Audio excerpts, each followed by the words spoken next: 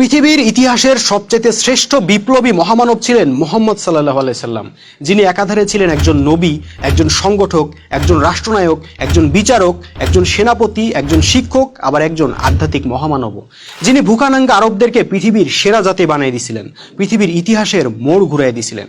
কিন্তু আফসোসের বিষয় কি জানেন, আমরা মুসলমানরা উনার জীবনী নিয়ে ব্যাপক গবেষণা কইরা সুন্নাহ হিসেবে কি বাইছে নিলাম তার দাড়ি, টুপি, টাকনু, মেসওয়াক ইত্যাদি।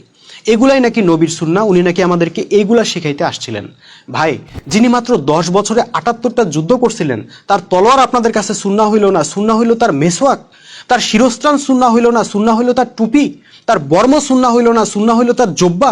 দিনের জন্য তার পেটে পাথর বাইন্ধা সংগ্রাম করা সুন্নাহ হইল না, সুন্নাহ হইল তার খাওয়ার পরে মিষ্টি খাওয়া। ভাই, পৃথিবীর ইতিহাসে কোনো জাতি তাদের নেতাকে এতটা অবমূল্যায়ন করে নাই যতটা অবমূল্যায়ন আমরা মুসলমানরা আমাদের নেতা বিশ্বনবী মুহাম্মদ সাল্লাল্লাহু আলাইহি সাল্লামকে করছি।